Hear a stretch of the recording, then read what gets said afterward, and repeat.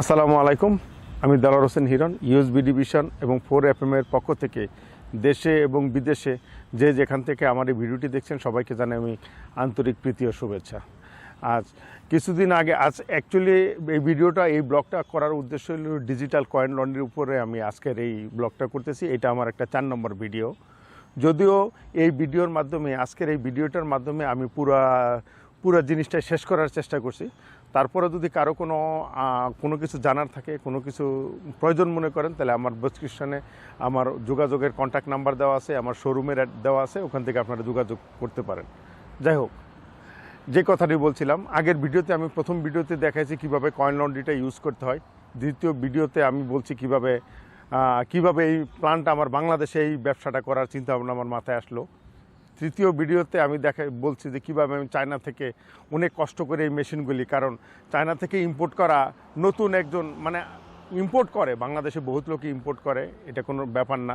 যারা regular import করে তাদের কাছে এটা অনেক সহজ ব্যাপার। আর আমরা যারা নতুন, যেমন আমার কাছে কোনো কাগজপত্র ছিল না, কোনো কিছু ছিল না, তা আমার এটা ইম্পোর্ট করতে অনেক ঝাঁকি ঝামেলা পোষাইতে হয়েছে। তারপর আমি এটা বাংলাদেশে নিয়ে করতে পারছি এবং প্রথম এই ব্যবসাটা আমি শুরু করলাম। যার জন্য আমার অনেক ভালো লাগছে। তা আমি কয়েকটা ভিডিওতে বলছি যে এটা হালাল ব্যবসা। তো এটা আজকে একটু বর্ণনা দেই, এটা কী জন্য হালাল ব্যবসা। মনে করেন এই ব্যবসাটা এটা হলো আপনার একটা প্রযুক্তি, আপনি প্রযুক্তি বিক্রি করতেছেন, আপনার টেকনোলজি আপনি আনছেন, যুগ উপযোগী টেকনোলজি, যেই টেকনোলজিটা মানুষের জীবনকে আরামদায়ক স্বাচ্ছন্দ্যময় করে তোলে, ওইরকম একটা টেকনোলজি আপনি আনছেন। সেই টেকনোলজিটা আপনি রেন্ট দিচ্ছেন, ভাড়া দিচ্ছেন। এটা ভাই আমার জিনিসটা এই দাম আছে, এই 10 টাকা দাম আছে, ভাই ভাড়া দিলাম, তুমি ব্যবহার করে তোমার ব্যবহার শেষ হলে তুমি আমার ফেরত দিয়ে দাও। এটা কিন্তু তার সাথে আমার একটা চুক্তি হলো, সেও হ্যাপি, আমিও হ্যাপি। আমার মেশিনের জায়গায় মেশিন রয়ে গেল আমার জিনিস, আর যে ব্যবহার করলো সে তার এত টাকা পুঁজি করে এত অর্গানাইজ করে এই জিনিসটা করার দরকার নেই, সেও আসলো, সে আইসা এই সুবিধাটা নিল, সার্ভিসটা নিল, তার জন্য ভালো, আমার জন্য ভালো। আমি ব্যবসা দিছি, যে করে নিয়ে গেল, সুবিধাটা নিয়ে গেল, প্রয়োগ করে গেল, তার জন্য অনেক ভালো। এই জন্য বলছি যে এটা কোনো ছল চাকরি, কোনো ছল চাতারি চিটারির কোনো কিছুর দরকার নেই, কারো কিছু এক্সপ্লেন করারই দরকার নেই। এটা শুধু দরকার, এটা একটু সময়ের ব্যাপার। যখন সময় আসবে, মানুষ যখন অভ্যস্ত হবে, মানুষ হলো অভ্যাসের দাস, মানুষকে যেভাবে অভ্যাস করবে সে সেভাবেই গড়ে উঠবে, তার অভ্যাসটা সেভাবেই পরিণত হয়ে যায়। তা যখন একটা মানুষ মেশিনে বাইরে সারা মাসের কাপড় চোপড়, সারা সপ্তাহের ফ্যামিলির কাপড় চোপড় নিয়ে, এক সপ্তাহের কাপড় চোপড় নিয়ে একটা মেশিনে দিল, একটা দোকানে গেল, দোকানে গিয়ে ধুয়ে আবার সে জায়গাতে ড্রাই করে বাসায় নিয়ে আসলো, 1 ঘন্টার ভিতরে তার সমস্ত কাজ শেষ। তাহলে একটা বিশাল বড় একটা ফ্যাসিলিটিস, বিশাল বড় একটা সুবিধা হলো। এটা একদিকে সমাজেরও একটা সেবা হচ্ছে, শুধু আপনি যে পয়সা মেক করছেন তাও না, সমাজেরও সহজ আছে। কারণ সবার দ্বারা তো এই মেশিনগুলি আনা সম্ভব না, বাংলাদেশের ঘরে ঘরে প্রতিটা ঘরে এই মেশিন রাখাও সম্ভব না। অনেক সমস্যা আছে, যেমন পানির সমস্যা আছে, ইলেকট্রিসিটির সমস্যা, ড্রেনের সমস্যা, এতগুলো প্রবলেমগুলি ফেস করেই তারপরে এই মেশিনগুলি চালাইতে হয়। যাই হোক, যার কারণে বলছি এই ব্যবসাটা সম্পূর্ণ হালাল ব্যবসা। দ্বিতীয়ত, এই ব্যবসাটা রিস্ক ফ্রি। কী জন্য? একটা মানুষ সারা সপ্তাহের কাপড় চোপড় ব্যাগে ভরে আসবে, দোকানে আসবে, কয়েন লন্ড্রি, যেহেতু এটা কয়েন লন্ড্রি, এটা কয়েনের মাধ্যমে চলে। এখানে টাকা দিবে, সেই ক্যাশ টাকা এটিএমের ভিতরে দিয়ে দেবে, এটিএম তার টাকাটা এটিএমের ভিতরে চলে যাবে, ওইটার কেউ নিতে পারবে না। এটা লাইক একটা ভল্টের মতো, সেফের মতো। টাকাটা চলে গেল, কয়েন দিল, সেই কয়েনটা আপনি মেশিনে দিলেন, মেশিনে কয়েনটা স্টার্ট হয়ে গেল, আবার কাপড় ধোয়া শেষ হয়ে গেল, তারপরে কি করলেন, আবার কাপড়টা নিয়ে আপনি ড্রায়ারে দিলেন, ড্রায়ারে দেওয়ার পরে আবার ওই জায়গাও কয়েন আছে, ওটাও চলে গেছে। আপনার শুধু কাজ, যে লন্ড্রি ওনার কিংবা যে এইটার দায়িত্বে থাকবে, তার কাজ হলো প্রতিদিন রাত্রে শেষবেলায় গিয়া ওই মেশিনের ড্রয়ারগুলি খুলবে, ড্রয়ার ওয়াশিং মেশিনের ড্রয়ার খুলে ওই কয়েনগুলি আনবে, আইনা ওই কয়েনটা ওই এটিএমে আবার রিফিল করতে হবে, শুধু এইটুকুই কাজ। আর ওই ক্যাশ টাকাগুলি তো এটিএমে রয়েই গেছে, আপনি ক্যাশ টাকাগুলি নিয়ে চলে আসবেন, কোনো জোর ঝামেলা ইভেন আমেরিকায়, এই দেশে আমেরিকা, লন্ডন, ইউরোপে, এশিয়ার বড় অনেক দেশে কোনো মানুষই থাকে না। মোস্ট প্রবাবলি 99% কয়েন অপারেট লন্ড্রিতে কোনো মানুষ থাকে না, সার্ভিস থাকে না। হ্যাঁ, সার্ভিস আছে, শহর এলাকায় সার্ভিস আছে। আপনি 10 পাউন্ড কাপড় নিয়ে আসলেন, লোক বসে রয়েছে, বাই দিয়ে গেলেন, আপনার সময় নাই, আপনি কাজে যাবেন। কারণ আমেরিকা ইউরোপে সবাই ব্যস্ত, সময়ের একটা দাম আছে। 1 ঘন্টা বসে থাকবো, তার সেই সময় নাই। তো সে কী করবো, সে কাপড়টা দিয়ে গেল, যে লন্ড্রি টেক কেয়ার করে তার কাছে কাপড়টা দিয়ে গেল, দিয়ে যাওয়ার পরে সে ওজন করে নিল যে ভাই $1 করে পাউন্ড। সে কী করবো, সেই নর্মাল সিস্টেম, সে ওই মেশিনে কাপড় ধুবে, ধোয়ার পরে শুকায় সে ভাঁজ করে ফোল্ড করে ধুয়ে দেবে। যেই কাজটা নর্মালি সবাই যারটা করে, ওইটা হলো যদি থাকে, যদি ওই জায়গায় থাকে, ওই রকম সার্ভিস যদি চান তাহলে রাখে। এই গেল। আর এতদিন তো বললাম এই মেশিনে অনেক সুবিধা। ইনকামের কথাটাও একটু বলি। ইনকাম হলো প্রতিটা মেশিন, মনে করেন আমি যে মেশিনটা দিচ্ছি, এই মেশিনটা ধুইতে 22 মিনিটে, আমার এলাকায় যে মেশিনটা আমি সেট আপ করছি এটা 300 টাকা 22 মিনিট। তাহলে 22 মিনিটে 300 টাকা, আর ওয়াশ করতে হলো ড্রাই করতে 22 মিনিট, ওই জায়গায় হলো 200 টাকা। তাহলে আপনি প্রতি ঘন্টায় 500 টাকা মেক করতে পারছেন একটা মেশিনে। যদি আপনার 6টা মেশিন থাকে তাহলে প্রতি ঘন্টায় 3000 টাকা মেক করবেন। আপনি যদি প্রতিদিন 10 ঘন্টা খোলা রাখেন তাহলে 30,000 টাকা পার ডে। এটা জাস্ট একটা এক্সাম্পল। এই পরিমাণ টাকা যে আপনি মেক করবেন তার কোনো গ্যারান্টি নাই। এটা ডিপেন্ড করবে আপনার এলাকায় কী পরিমাণ লোক আছে, কী পরিমাণে চাহিদা আছে। যদি চাহিদা হয়, যেমন কিছু কিছু লন্ড্রি আমেরিকাতে, যেটা আমার দেখা, আমি আমেরিকার উদাহরণ দিই, আমি আমেরিকায় থাকি এই জন্য আমেরিকার উদাহরণ দিই। আমেরিকায় এমনও লন্ড্রি আছে আপনার লাইন ধরে দাঁড়ায় থাকতে হয়, 20টা-25টা মেশিন সমানে একসাথে চলতেছে, অ্যাট এ টাইম চলতেছে। তার মানে বুঝেন সে কী পরিমাণ টাকা মেক করে। সাপোজ আপনি যদি এটা ঢাকা শহরে দেন, উত্তরায় দেন, কিংবা পুরান ঢাকায় যেমন হাসপাতাল আছে, ঢাকা মেডিকেলের এলাকায় যদি দেন, আপনি বিলিভ করতে পারেন কী পরিমাণ টাকা আপনি মেক করতে পারবেন। ধরেন এটা বাদ দেন, কক্সবাজারে যদি আপনি দেন, বিজি এরিয়ায় ফ্যামিলি নিয়ে লোকজনে ঘুরতে যায়, এটাকে কাপড় ধুবে কই ভাই, 1 ঘন্টা লাগবে, কাপড় ধুয়ে নিয়ে চলে গেল। এটা একটা জায়গা বুঝা যদি আপনি একটা ব্যবসা দিতে পারেন, এটা সত্যি সত্যি একটা মানি মেকিং মেশিন। প্রতিদিন যদি এটাই ডিপেন্ড করে কী পরিমাণ মেশিন আপনি দিবেন এবং আপনার অ্যাবিলিটি কত, পুঁজি কত, এবং যদি ব্যস্ততম এলাকায় দেন, আপনি সত্যি কথা আমি বলে দিলাম, গ্যারান্টি ভাই টাকায় লাল হয়ে যাবেন। আপনি বিশ্বাসই করতে পারবেন না যে এত টাকা এই কয়েন লন্ড্রি দিয়ে আমি মেক করা যায়। তবে হ্যাঁ, বাংলাদেশে হয়তো এটা চলতে সময় লাগবে। ইটস ওকে, সময় দেয়। ইন্টারনেটের ব্যবসাও বাংলাদেশে প্রযুক্তি আসতে 10-12 বছর লাগছে। এখন ইন্টারনেট ছাড়া বাংলাদেশে বুঝি এখন 10 কোটি মানুষ ইন্টারনেট ইউজ করে। বিশ্বের ভিতরে সবচেয়ে 3 নম্বর দেশ হলো বাংলাদেশ, যেখানে সবচেয়ে বেশি মানুষ ইন্টারনেট ইউজ করে। যাই হোক, সেটাও একটা অভ্যাস হয়েছে। সেই আমাদের গরিব দেশ আজকে ইন্টারনেটে 3য় স্থানে আছে বিশ্বের ভিতরে। তা সেই রকম এই প্রযুক্তিটাও একদিন একদিন হবে।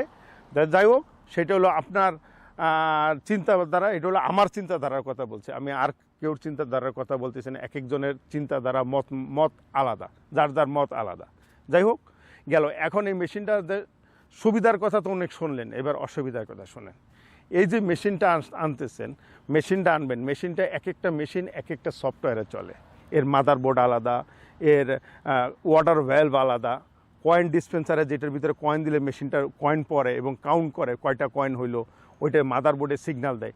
প্রত্যেকটা আলাদা কোম্পানিতে ডিফারেন্ট সফটওয়্যার।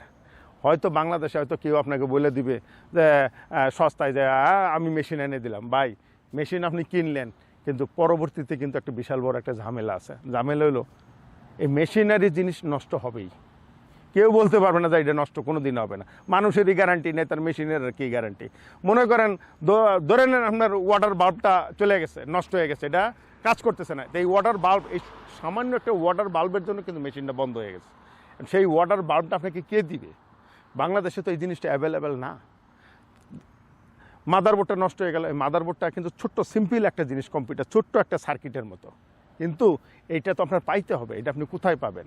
মনে করেন আপনি সনি, যেমন ধরেন স্যামসাং টিভির মাদারবোর্ড কিন্তু এলজি টিভিতে লাগবে না, এলজি টিভির মাদারবোর্ড কিন্তু বাটারফ্লাইতে লাগবে না।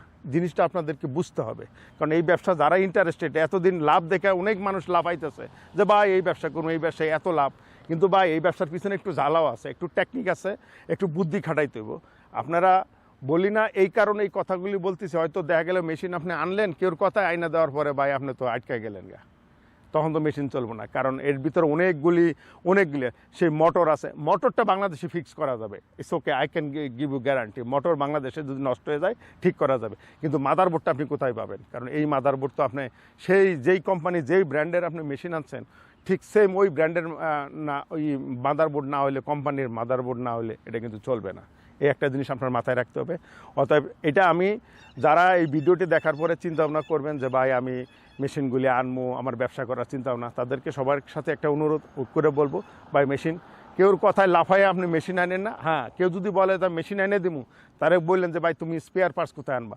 যেমন আমি চায়নাতে মেশিন আনছি, আপনাদেরকে আমি বুঝাইতে পারবো না আমি কি পরিমাণে এক্সট্রা সার্কিট বোর্ড মানে মাদার বোর্ড দিয়ে every single parts spare parts আমি এনে রাখছি, কারণ আমি জানি আজও কালক এই প্রবলেমগুলো আমার ফেস করতে হবে। যাই এই একটা দিক আছে, এটা সবাই মাথায় রাখবেন। আবারও বলছি এক কথা, এক ব্র্যান্ডের স্পেয়ার পার্টস কিন্তু আরেক ব্র্যান্ডে লাগে না। ইয়ামা মোটরসাইকেলের স্পেয়ার পার্টস কিন্তু সুজুকিতে লাগবে না। সেটা সোজা বাংলা আমি বোঝানোর চেষ্টা করতেছি। হ্যাঁ, যাই হোক এই গেল। আর যদি স্পেয়ার পার্টসের নিরাপত্তা যদি কেউ সিকিউরিটি দেয়, তাহলে তার সাথে কাছে মেশিন আইনেন। আর ওই যে অনেকে বলতেছে ভাই জাহাজের মেশিন পাওয়া যায়, আরে ভাই জাহাজের মেশিন পাওয়া যায়, মেশিনটা আপনারা নামাই দিল, সেই মেশিনটা নষ্ট হয়ে গেলে মেশিনটা ঠিক করবেন কেমনে? একজনে বলে দেয় এটা তো নষ্ট হইব। মাদারবোর্ড কি বাংলাদেশে বানাইবেন? আপনি কি বানাইতে পারেন মাদারবোর্ড? এই মাদারবোর্ড বানাইতে আপনি চায়না যাইতে হবো, চায়না কন্ট্যাক্ট করতে হবো, যেই ফ্যাক্টরি ওই ফ্যাক্টরির মাদারবোর্ড লাগবে। যাই হোক, এই জন্য বললাম যে অনেকে আমরা ফোন করে বলে যে ভাই শিপের বোর্ড পাওয়া যায়, শিপের পাওয়া যায়, ওয়াশিং মেশিন পাওয়া যায় আরও সস্তায়। আরে ভাই সস্তায় তো পাওয়াই যায়, সস্তা কিনা, কিন্তু সস্তার কিন্তু তিন অবস্থা। এটা হলো প্রবাদ বাক্য, কথাটা যেন সবার মনে থাকে। যাই হোক, সস্তা খুঁজেন না, নির্ভরযোগ্য রিলায়েবল লোক খুঁজেন, যারা আপনারাকে এই মেশিনটা সাপ্লাই দিবে, সাথে পাশাপাশি তারা যেন আপনি ইনশিওর করে নিন আপনি কিন্তু স্পেয়ার পার্টসটা যেন তাদের কাছে পান, এবং স্পেয়ার পার্টসটা যেন সুলভ মূল্যে হয়। আর আমি শুধু বলতে চাবো, যদি কেউ এই ব্যবসা করার কোনো ইচ্ছা থাকে, তাহলে আমার সাথে অ্যাটলিস্ট যোগাযোগ করেন, ফোন করেন, একটা ভালো উপদেশ দেওয়ার চেষ্টা করব। আমার সার্থকতা হবে এই মেশিনটা আমি চাই বাংলাদেশে আনাচে কানাচে এই কয়েন লন্ড্রির ব্যবসাটা আমি রেগুলেশন করতে চাইতেছি, যে প্রতিটা জায়গায় প্রতিটা জেলা শহরে একটা করে কয়েন লন্ড্রি মেশিন থাকবে। মানে বাংলাদেশে গেলে, যেমন আমি মালয়েশিয়া 20-25 বছর পর মালয়েশিয়া গিয়ে আমার চোখ একদম হয়ে গেছে, আরে কী ব্যাপার, যে জায়গায় মানে ও মুদি দোকানের মতো ওই লোকে পাওয়া গেছে ওয়াশিং মেশিন, সব জায়গায় কয়েন লন্ড্রি মেশিন। যাই হোক, আমিও চাই বাংলাদেশে এরকম একটা রেগুলেশন আসুক। বাংলাদেশের লোকজন, আমাদের চিন্তা চেতনা অনেক বড়, আমরা শিক্ষিত মানুষ, আমাদের মন অনেক বড়, অন্যান্য বিশ্বের অন্যান্য দেশের চেয়ে আমাদের মন মানসিকতা অনেক বড়, আমরা অনেক ব্রডব্যান্ডের মানুষ। আমিও চাই সেই প্রযুক্তি আস্তে আস্তে টেকনোলজিগুলি, বিদেশের টেকনোলজিগুলি আমাদের দেশে নেওয়ার জন্য। আর এমনিও তো আমাদের দেশে এখন সবাই বলতেছে ডিজিটাল বাংলা, তা ডিজিটাল বাংলায় আমরাও ডিজিটাল কয়েন লন্ড্রির মধ্যে থাকি, ওইটা নিয়ে আসি, তো এটাও একটা সার্থকতা। তা আজকে আর এই পর্যন্তই বলবো। এর সুবিধা অসুবিধা সব কিছু আপনাদের সাথে এই ভিডিওর মাধ্যমে আমি বুঝাই তোলার চেষ্টা করছি। তারপরে যদি আরও কিছু আপনাদের জানার থাকে, তাহলে অবশ্যই আমার এই কমেন্ট বক্সে আমার কমেন্ট করতে পারেন। আর আমার এই ডেসক্রিপশন বক্সে আমার বাংলাদেশের শোরুমের অ্যাড্রেস, সব কিছু, টেলিফোন নাম্বার সব কিছু দেওয়া আছে। আরও যদি বিস্তারিত, আমি আমেরিকায়, হয়তো কেউ হয়তো বলবে যে আমেরিকায় কীভাবে কন্ট্যাক্ট করবো, তা বাংলাদেশে আমার ছোটো ভাই আছে মামুন, ওই 4FM চ্যানেল, যেই চ্যানেলের মাধ্যমে ওই ভিডিওটা ভাইরাল হয়েছে, আমি সবাইকে বলবো মামুনের সাথেও আপনারা যোগাযোগ করতে পারেন। তা আজকে হয়তো এই পর্যন্ত। আর এই কথাবার্তার ভিতরে ভুল ত্রুটি হয়ে থাকলে ক্ষমা সুন্দর দৃষ্টিতে দেখবেন। তা আজকে এই পর্যন্তই। আমার সাথে থাকবেন, ইউএসবি ডিভিশনের সাথে থাকবেন, 4FM এর সাথে থাকবেন। আর ডিজিটাল বাংলাদেশ গড়ায় সবাই একজন আরেকজনের সহযোগিতা করে, কাঁধে কাঁধে মিলে আমাদের দেশটাকে আমরা অনেক দূর এগিয়ে নিয়ে চলবো, এই কামনা রেখে, এই প্রত্যয় রেখে আজকের মতো এখানে বিদায়। সবাইকে টিল দেন, আল্লাহ হাফেজ।